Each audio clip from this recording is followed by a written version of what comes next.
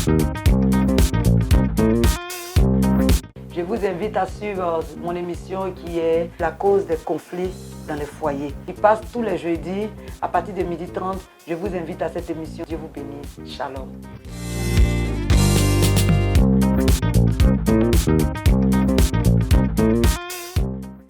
Shalom, shalom. Soyez bénis au nom de notre Seigneur Jésus-Christ de Nazareth.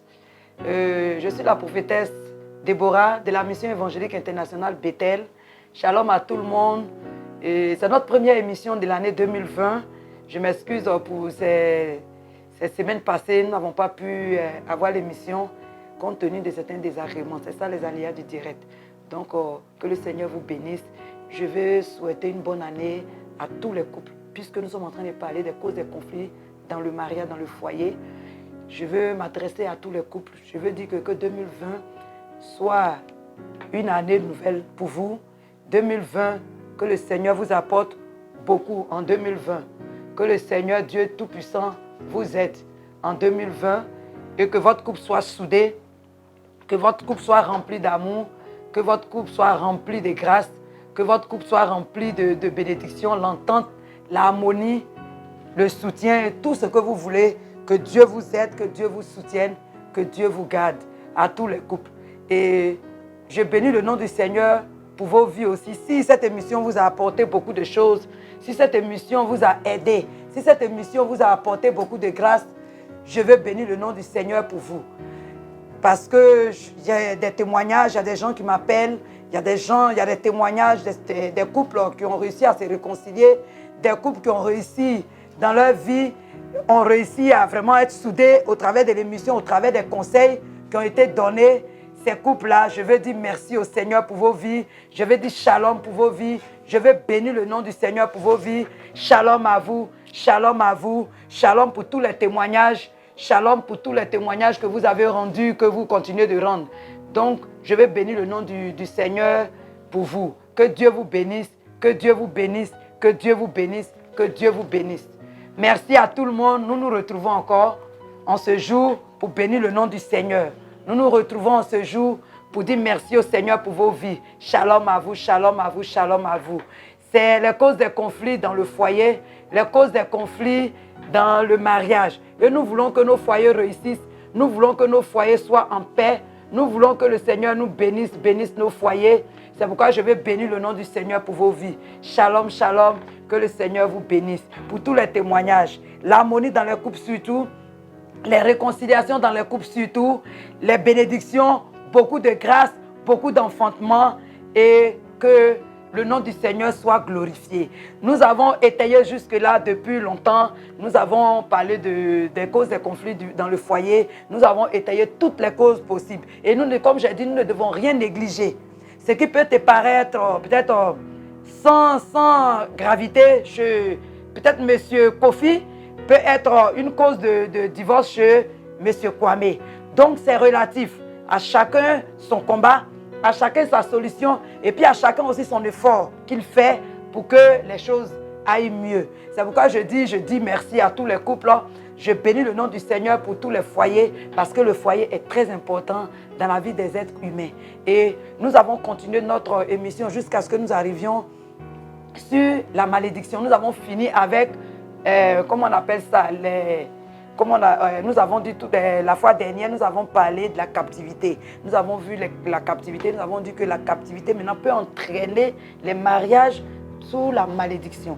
Donc il y a des mariages qui peuvent être sous la malédiction. C'est vrai que Romains 8, verset 1 a dit, maintenant que nous sommes en Christ, il n'y a plus de malédiction pour ceux qui sont en Christ, c'est vrai. Mais j'ai toujours dit que la marche avec Dieu, c'est une affaire de relation personnelle. Je connais le Christ, je connais le Seigneur. Ça fait des années que je prie, que je jeûne. Je paye ma dîme, tout va bien pour le mieux. J'ai le salut. Mais je vais me rendre compte que j'ai des problèmes soit pour me stabiliser. Ou j'ai des problèmes, je suis dans un foyer, mais j'ai des problèmes. Mon foyer a toujours des problèmes. Et il y a des chrétiens même qui vont voir qu'ils vont connaître le divorce. Et puis plusieurs divorces. Pourtant, la Bible déclare que ceux qui sont en Christ, la malédiction n'est plus possible. Mais qu'est-ce qui ne va pas? C'est de ça que nous sommes en train de parler. Qu'est-ce qui ne va pas? C'est de ça qu'il s'agit. J'ai constaté que je suis chrétienne. Jésus a tout payé à la croix pour moi. Mais dans mon couple, il n'y a jamais eu de paix. À côté, la voisine n'est pas chrétienne, elle n'a pas Christ, mais il y a la paix dans son foyer, il y a la vie dans son foyer, il y a la joie dans son foyer. Mais moi qui suis en Christ, moi qui je peux dire que j'ai toutes les possibilités pour être heureuse, je n'arrive pas à être heureuse dans mon couple. Qu'est-ce qui ne va pas? Qu'est-ce qui se passe? C'est de ça que nous sommes en train de parler. Les causes des conflits dans le foyer. Donc, que chacun de nous se dispose pour pouvoir écouter, que chacun de nous se dispose pour pouvoir réaliser, comprendre, faire son mea culpa, disposer les choses et puis prier en fonction de ça. Parce que ce que nous sommes en train de dire, nous ne sommes pas en train de parler du salut. Nous sommes en train de parler de certaines situations que nous sommes en train de vivre. C'est de ça qu'il s'agit. Nous sommes en train de parler de certaines situations que nous vivons. Le salut n'a rien à voir. Je suis sauvé. J'ai rencontré Christ. Je suis sauvé. Jésus est venu pour moi. Et rien ne peut me faire douter de mon salut. Rien ne peut m'empêcher de croire que j'ai le salut. Il ne s'agit pas de ça. Mais je suis en train de parler de certaines situations que je suis en train de vivre.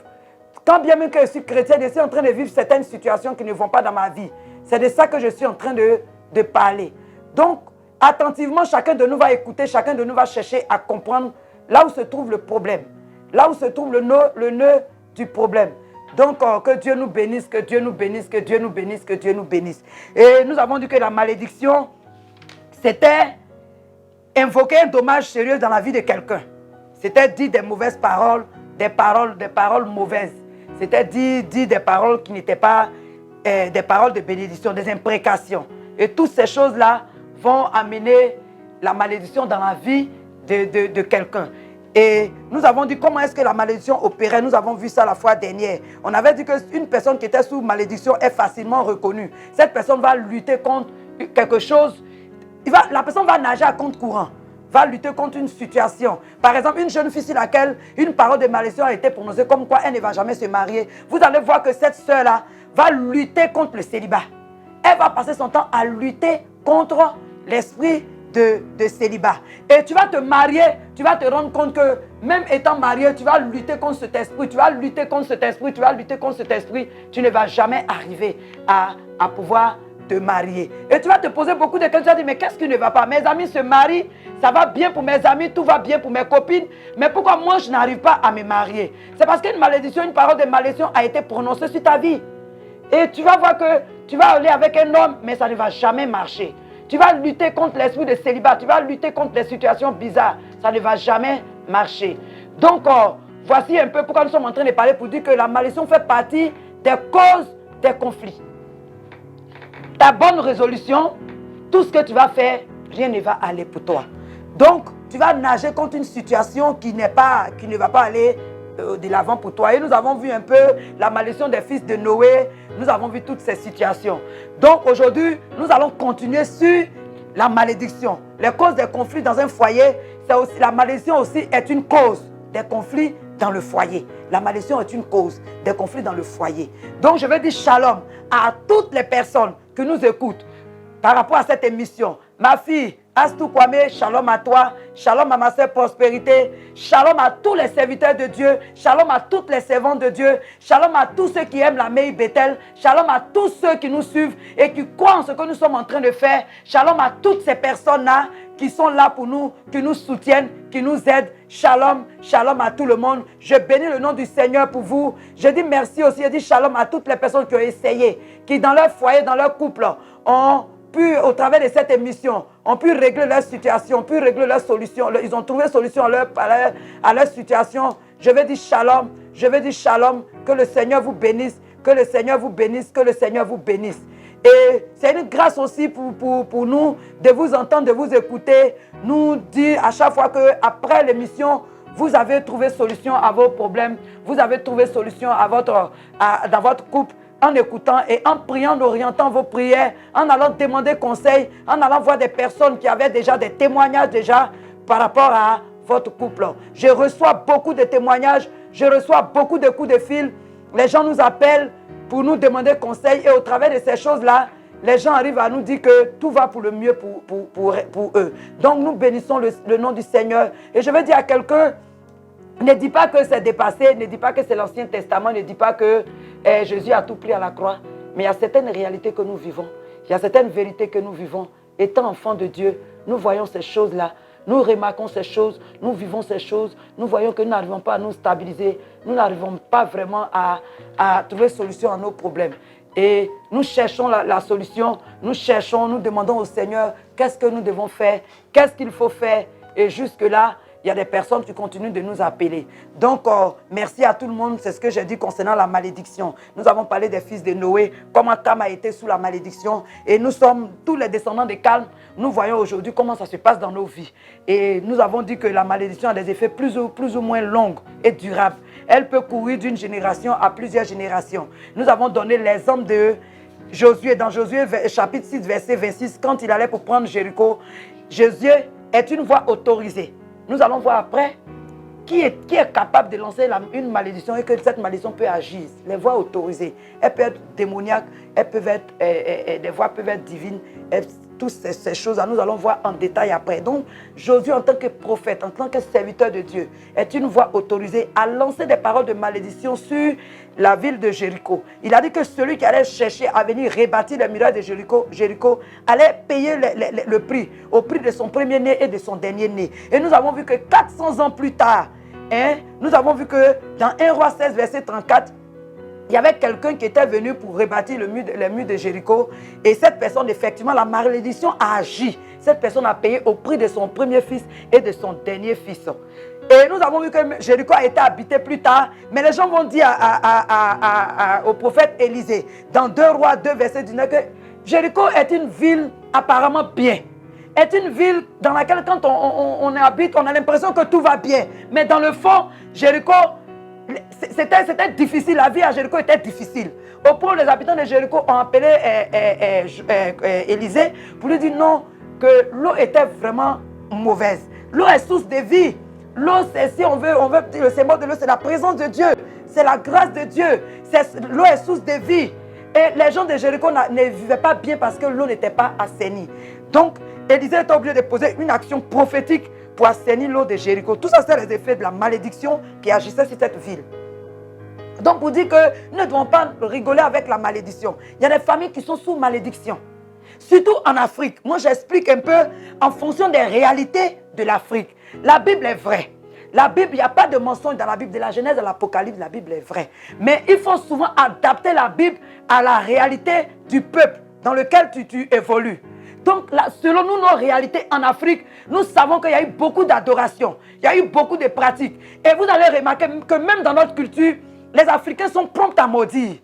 Vous allez voir que rarement, vous allez voir chez des Blancs, un Blanc en train de maudire son enfant parce qu'il a posé une action ou bien il a posé un acte. Mais vous allez voir qu'en Afrique, nous maudissons facilement. Shalom à toi, papa. Que Dieu te bénisse. Si tout du royaume, que Dieu te bénisse, papa. Shalom à toi depuis la France qui nous suit.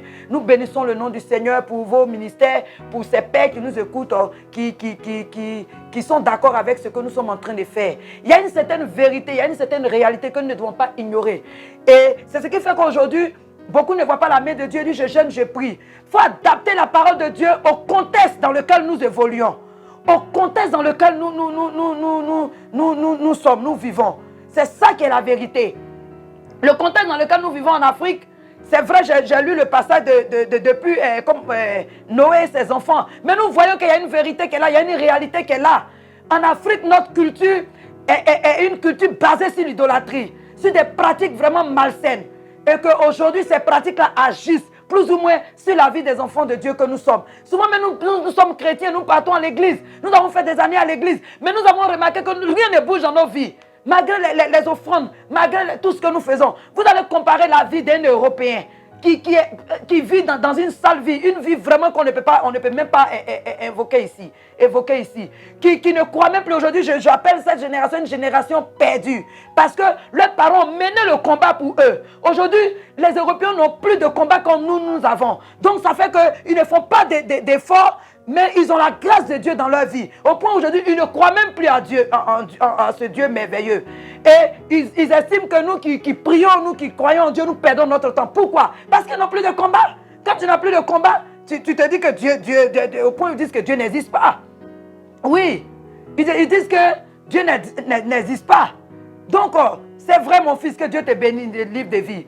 La parole de Dieu traverse les frontières. Donc, adaptons la parole de Dieu à nos réalités, à nos cultures. à nos cultures. Même là-bas, quand vous allez en Europe, les petits noirs qui ne connaissent même pas l'Afrique, qui vivent là-bas, vous allez voir une différence nette entre leur vie et la vie des Européens. Mais ils ne sont pas en Afrique, ils n'ont pas grandi ici. Mais vous allez voir que leur vie est au ralenti. Il y a beaucoup de choses qui ne se passent dans leur vie. Beaucoup sont sous la malédiction. Ils ne connaissent même pas l'Afrique. Ils ne savent rien de l'Afrique. Mais quand vous regardez leur manière de vivre et vous regardez la manière de vivre des Blancs, le Blanc a son héritage. Le Blanc ses parents lui laissent toujours quelque chose. Mais vous allez remarquer qu'en Afrique, vous léguez un héritage à ses enfants de génération en génération. Franchement, c'est des familles assez rares. La première génération, peut-être s'en sort bien. Après tout le reste qui vient, on parle maintenant de la famille au passé. On parle comment je peux dire ça, du patriarche au passé. Vous dites, moi, mon grand-père avait l'argent. Mon arrière-grand-père avait l'argent. Parce que tu vas te rendre compte qu'après son décès, l'argent va disparaître. Les choses vont dégringoler. Et les enfants ne bénéficient pas de l'héritage de père en fils. Là n'est pas le but de mon sujet, de mon message. Ça parle des couples. Mais tout est relatif. Tout est relatif. Pour attirer plus l'attention des personnes. Pour dire que, ne dis pas que ça n'existe pas. Parce que Romains 8, le verset 1 nous a dit, il n'y a donc plus de condamnation pour ceux qui sont en Christ. C'est vrai, la condamnation pour mon salut est terminée. Je ne suis pas condamné, je suis sauvé parce que je suis en Christ. Mais quant aux autres choses, si je n'ai pas prié, je n'ai pas brisé, je n'ai pas annulé, ça va m'influencer, ça va agir sur ma vie. Voilà pourquoi nous venons à l'église, pourquoi nous venons tous à l'église et nous ne rentrons pas tous dans les mêmes grâces. Chacun de nous aura ses réalités. Donc adaptons la parole de Dieu à nos réalités, à la culture. Il est important. Même dans les interprétations des textes de la Bible, souvent nous faisons des fausses interprétations. Souvent nous ne disons pas les vérités aux gens parce que nous n'adaptons pas la parole à nos réalités, à notre culture. Nous voulons prêcher la parole à la manière des Juifs. Les Juifs avaient leur culture.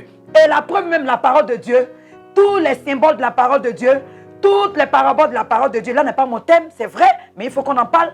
Les paraboles, les allégories, toutes ces choses que vous voyez ont été tirées de la culture juive. Ils ne sont pas allés au-delà de leur culture. Quand Jésus donnait les paraboles des 10 vierges, toutes ces choses que vous voyez, c'est tiré de la culture juive. Comment est-ce qu'on se mariait vierge et comment est-ce que dans la culture vierge, pour aller vers l'époux, les filles avaient leur lampe. C'est des images, c'est des réalités que Jésus prenait pour pouvoir adapter au message qu'il voulait donner. Donc adaptons ce que nous voyons, notre marche chrétienne, à notre culture, à notre arrière-plan. C'est important, sinon tu passes à côté de ta bénédiction, de ta grâce. Le salut n'a rien à voir avec ce que nous sommes en train de dire. Il y a des familles qui sont sous la malédiction. Il n'y a pas de mariage dans ces familles. Il y a des familles, quand tu viens de cette famille, forcément, tu vas rencontrer des difficultés. Tu vas jeûner, tu vas prier. Dieu peut t'ouvrir une porte du mariage. Mais tu vas rentrer dans la porte du mariage. La malédiction, c'est des réclamations. La malédiction va réclamer ton mariage. Et tu vas te rendre compte que tu t'es marié, tu as tous les problèmes dans ton foyer. Mais tu as le Seigneur.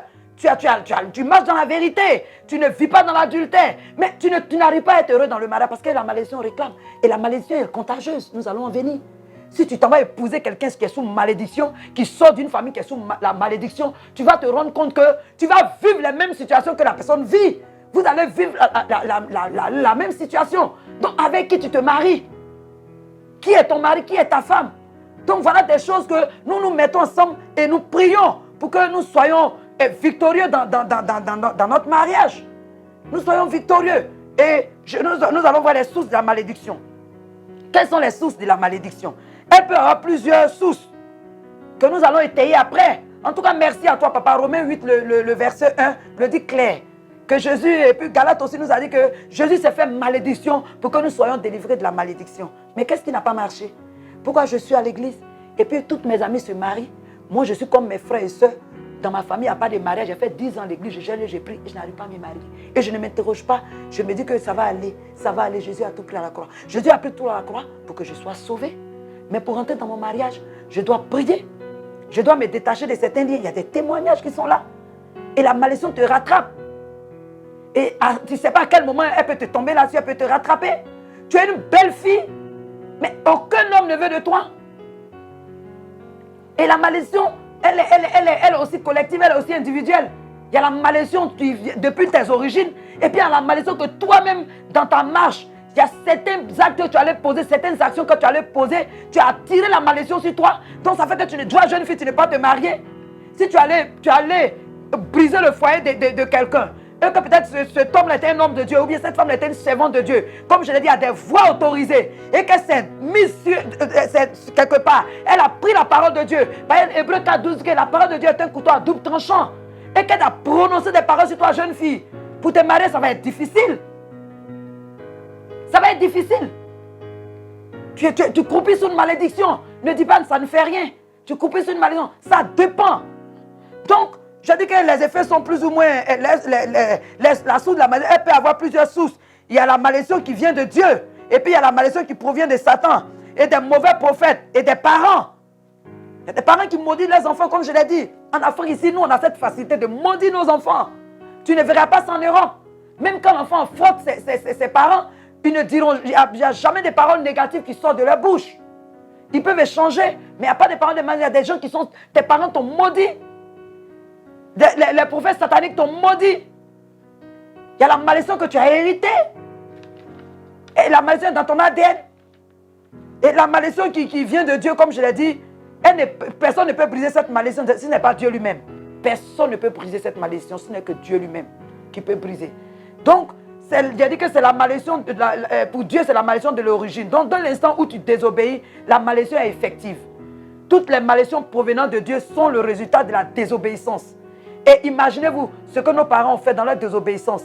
Ils n'ont pas suivi la voie du Seigneur. Ils sont allés faire des pratiques. Ils ont adoré d'autres dieux. Automatiquement, la malédiction s'est installée. Et dans les pratiques sataniques qu'ils ont fait, ils ont sacrifié des enfants, des nouveaux nés à des dieux Moloch, à des dieux Baal, à tous ces faux dieux.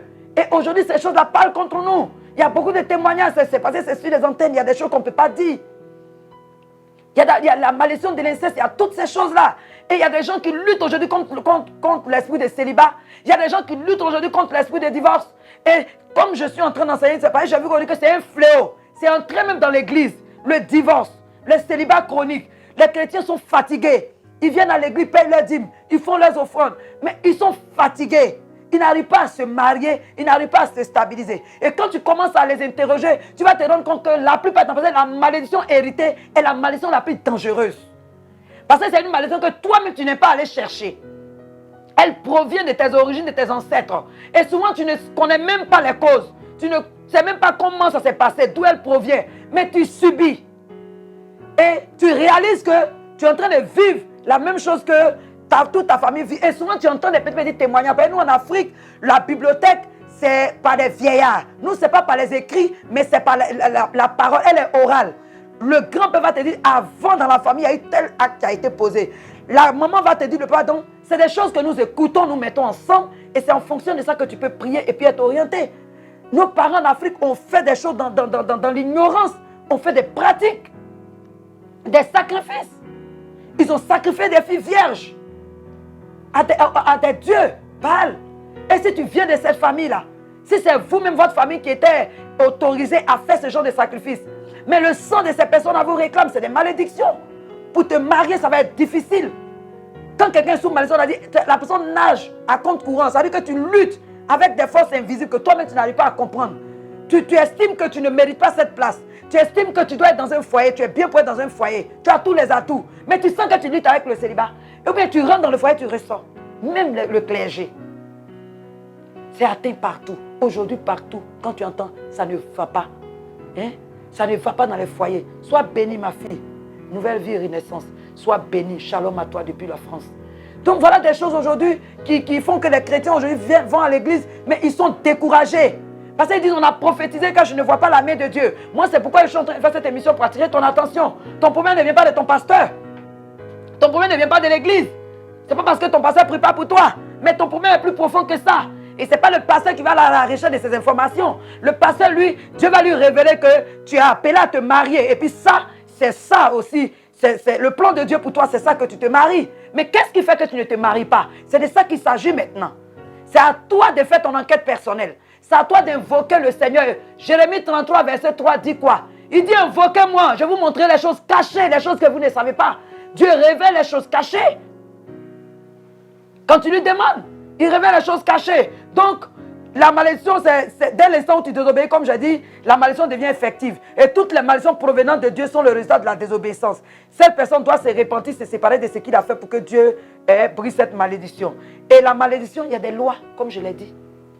Dieu a créé les lois. Dieu a créé les lois. Et une fois que tu la violes, automatiquement, tu te mets sous malédiction. Oui. Et nous voyons que nos parents ont violé beaucoup de lois. Et Dieu maudit jusqu'à la 4e génération. Moi, j'ai demandé un jour au Seigneur, j'ai dit, mais Seigneur, qu'est-ce qui ne va pas? Pourquoi en Afrique, nous souffrons? Et moi, je vois les Européens, ils ne vont même pas à l'église. Ils ne font même pas d'efforts et tout va bien.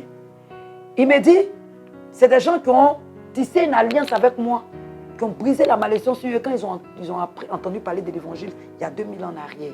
Quand ils ont reçu l'évangile et qu'ils ont détruit tous les dieux Baal, les dieux Moloch, parce qu'avant c'était des peuples idolâtres aussi. Et quand ils ont commencé à me prier, c'est par eux que l'avancée de l'islam a été arrêtée. C'est eux qui ont fait des croisades. C'est eux qui sont allés en guerre contre les autres religions pour empêcher ces autres religions-là de s'emparer du monde entier. Ils ont donné de leur sang, ils ont donné de leur vie, leurs ancêtres. Donc moi, Dieu, je dis, je bénis jusqu'à la 1000e génération. Donc, c'est comme une alliance qu'ils ont tissée, les ancêtres ont tissé avec moi. Voilà pourquoi à chaque fois, je me souviens de cette alliance-là et que je les regarde. J'ai dit, ben dis donc. Il dit, oui. Vous, c'est maintenant que vous êtes en train de vous réveiller. Hein? L'évangile est venu maintenant à vous. Vous êtes en train de vous réveiller pour pouvoir me prier. Je vous aime autant que je les aime. Mais eux, à la base, leur fondement. Donc, au point où aujourd'hui, ils ne croient même plus en Dieu. Puisque l'alliance que les ancêtres ont tissée ont fait que tout va bien, pour le moins pour eux par rapport à nous. Tout va bien, ils n'ont pas le salut, c'est vrai, mais tout va bien pour eux. Donc, cela fait qu'aujourd'hui même, ils ne reconnaissent même plus le Seigneur. Ils sont en train de renouveler encore les fausses alliances d'avant. Et ça va venir. Mais ça parle pour eux en leur faveur. Ils ont cru. Et ils se sont levés contre les faux dieux. Ils se sont levés contre les mauvais dieux. Nous connaissons l'expression qui dit la chasse aux sorcières. C'est dû au fait que eux, quand ils ont reçu l'évangile, ils ont combattu la sorcellerie, ils ont combattu l'idolâtrie. Eux, ils ont eu leur manière de faire, ils les ont brûlés même au bûcher, c'est pourquoi on dit on parle de la chasse aux sorcières. Ils ont été radicaux dans leur façon d'adorer Dieu. Ils ont éliminé ces choses-là. Et c'était des alliances qu'ils ont tissées pour annuler la malédiction sur la vie. Même quand nous allons là-bas, nous voyons que nous nageons en compte courant par rapport à eux. Ils ne font pas les efforts que nous faisons. Donc adaptons la parole de Dieu à nos réalités. Jésus n'a pas changé, mais nous vivons des situations. Il y a des familles même, c'est la misère, la pauvreté. Dès que tu rentres là-bas, il dit, va se marier net là. Tu rentres là-bas toi-même, tu ne te retrouves plus. Tu t'en vas te scotcher là-bas, la maison de la pauvreté te contamine. Donc, je vais aujourd'hui m'arrêter là. La semaine prochaine, nous allons continuer sur la malédiction pour attirer l'attention de beaucoup de personnes. Croyons la parole de Dieu, croyons au salut. Mais croyons aussi aux grâces de l'Éternel. Quand cette grâce tarde à venir, il faut demander au Seigneur, Jérémie 33, verset 3. Il faut prier sincèrement ton Dieu pour que le Seigneur t'oriente. Je suis en train de prêcher la parole de Dieu, c'est des choses que j'ai vécues. C'est des choses que je vois au quotidien. J'ai un ministère de délivrance. Des gens viennent de nuit, souvent comme des Nicodèmes, chercher solution. Des gens qui sont dans l'église, des gens qui ont des responsabilités dans l'église, mais qui te disent que voilà telle situation dans ma vie. Et je me rends compte que mon père était comme ça, ma mère était comme ça, dans ma famille c'est ce qui règne, mais cela m'influence. À ton avis, comment ça se passe? Il a le Seigneur, il a la crainte de Dieu, il lit la parole. C'est parce qu'il est conscient. Et en lisant la parole, il est conscient de la vérité, mais il lutte contre des forces. Lui-même, sa propre force ne peut rien. Il s'est rendu compte que le problème est purement spirituel. Donc, je vais m'arrêter là. Je vais dire shalom à tout le monde, à tous mes enfants, à tous les enfants de la mairie. Bon, nous sommes situés à Yopougon, à Zito, plus précisément. Et le numéro de téléphone pour nous joindre, c'est le 48 47 83 85 pour nous joindre. Nous faisons la délivrance aussi. Nous rencontrons beaucoup de personnes. Il y a même des personnes qui arrivent même de l'Europe pour venir chercher leur délivrance, leur situation changer. Parce que nous voyons que c'est une vérité, c'est une réalité. Shalom à toi, ma fille Grâce. Shalom à tous ceux qui nous écoutent. Que Dieu vous bénisse. Que Dieu vous bénisse. Soyez bénis au nom de Jésus.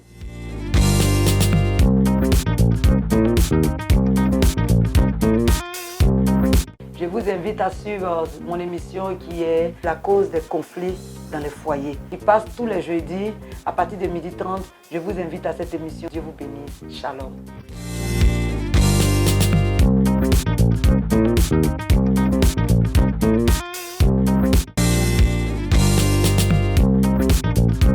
Thank you.